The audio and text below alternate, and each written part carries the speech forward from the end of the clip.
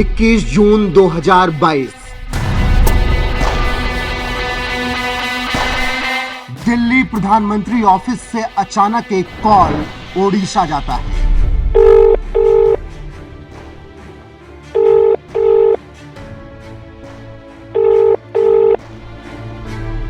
लेकिन कॉल नहीं रिसीव होता।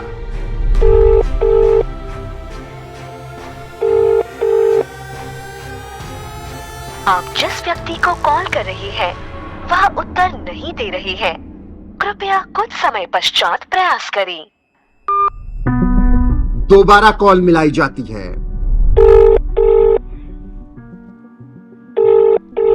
लेकिन इस बार भी जवाब नहीं मिलता। आप जिस व्यक्ति को कॉल कर रही हैं, वह उत्तर नहीं दे रही है। स्थिति थोड़ी सी चिंता वाली बनती है, क्योंकि वक्त कम था और सामने वाले व्यक्ति से बात करना जरूरी था। इसीलिए दूसरे व्यक्ति को फोन मिलाया जाता है। इस एक फोन कॉल से देश के नए राष्ट्रपति का नाम तय होना था। इसीलिए जिस विकास चंद्र मोहंतो को फोन मिलाया जाता है, वो दौड़े दौड़े द्रौपदी मुर्मू के घर पहुंचते हैं।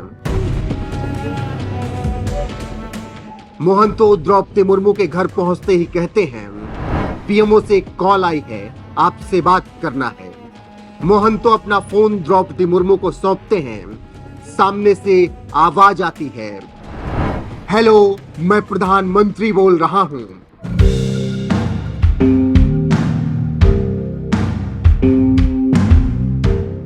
तो ये कहानी है राष्ट्रपति द्रौपदी मुर्मू की, जब उन्होंने अपने जीवन की सबसे इंपॉर्टेंट फोन कॉल मिस कर दी थी, लेकिन फिर भी राष्ट्रपति बनाई गई। मैं द्रौपदी मुर्मू ईश्वर की शपथ लेता हूँ कि लेती हूँ कि मैं श्रद्धापूर्वक भारत के राष्ट्रपति के पद का कार्यपालन करूंगी।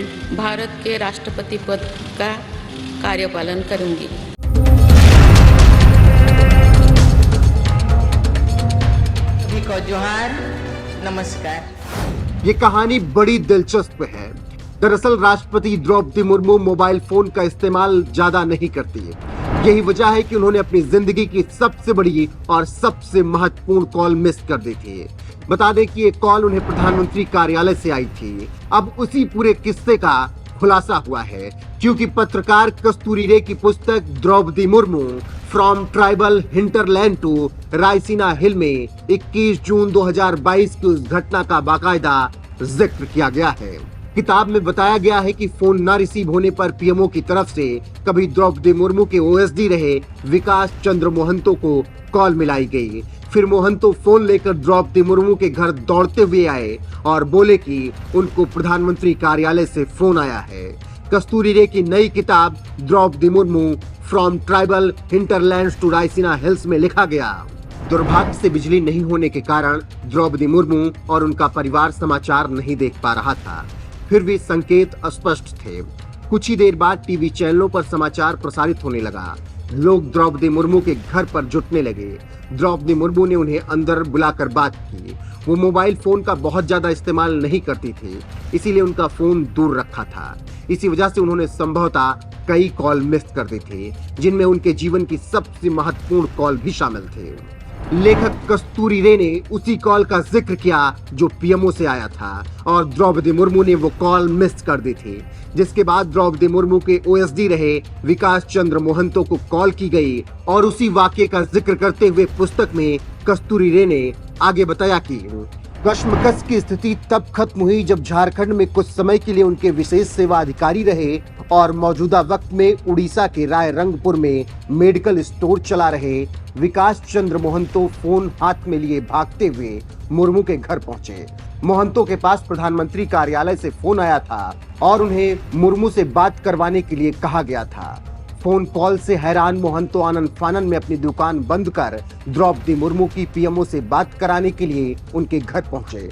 उस वक्त तक द्रौपदी मुर्मू को इस बात का एहसास नहीं था कि उन्होंने अपने फोन पर अपने जीवन की सबसे महत्वपूर्ण कॉल मिस कर दी है।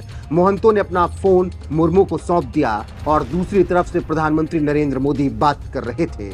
पीएम मोदी से बात हो जाने के बाद के आगे की बातें बताते हुए कस्तूरी रे अपने किताब में लिखती हैं, वो जानती थी कि राष्ट्रपति पद के उम्मीदवार के रूप में वो एनडीए की पसंद थे। उनके पास शब्द नहीं थे और उन्होंने पीएम मोदी से पूछा कि क्या वो उम्मीद के मुताबिक जिम्मेदारी निभा पाएंगी, तो पीएम ने उन्हें आश्वासन दिया कि वो ऐसा कर सकती हैं। इस बातचीत के बाद एनडीए ने अपने राष्ट्रपति पद के उम्मीदवार की घोषणा कर दी थी। द्रौपदी मुर्मू अगले ही दिन यानी 22 जून 2022 को अपने गांव रायरंगपुर से नामांकन की औपचारिकताएं पूरी करने के लिए सुबह दिल्ली के लिए रवाना हुई। 25 जुलाई 2022 को भारत के तत्कालीन प्रधान न्यायाधीश एनवी रमन ने द्रौपदी मुर्मू को देश के 15वें राष्ट्रपति के रूप में शपथ दिलाई और देश को नए राष्ट्रपति के रूप में आदिवासी समाज से आने वाली पहली महिला राष्ट्रपति मिल गई।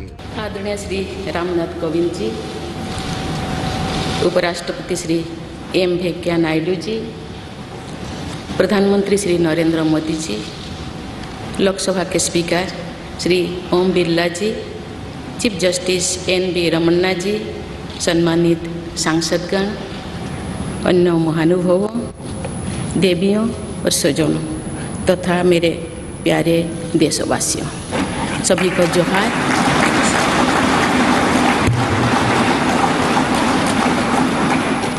भारत के सर्वोच्च संवैधानिक पद पर निर्वाचित करने के लिए मैं सभी सांसदों और सभी विधानसभा सदस्यों का हार्दिक आभार व्यक्त करती हूँ। आपका मत देश के करोड़ों नागरिकों के विश्वास की अभिव्यक्ति है। मैं भारत के समस्त नागरिकों की आशा, आकांक्षा और अधिकारों की प्रतीक इस पवित्र संसद से सभी देशवासियों का पूरी विनम्रता से अभिनंदन करती हूँ।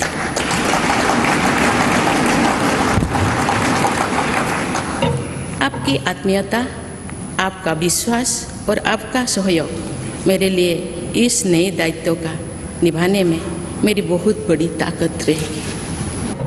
आज़ादी के 75वें वर्ष में मुझे ये नया दायित्व मिला है। इस ऐतिहासिक समय में जो भारत अगले 25 वर्षों के विजन को हासिल करने के लिए पूरी ऊर्जा से जुटा हुआ है, मुझे ये जिम्मेदारी मिलना मेरा बहुत बड़ा सौभाग्य है। मैं देश की ऐसी पहली राष्ट्रपति भी हूँ जिसका जन्म आज़ाद भारत में हुआ है। हमारे स्वाधीनता सेनानियों ने आज़ाद हिंदुस्तान के हम नागरिकों से जो अपेक्षाएं की थी, उनकी पूर्ति के लिए इस अमृत काल में हमें तेज गति से काम करना होगा।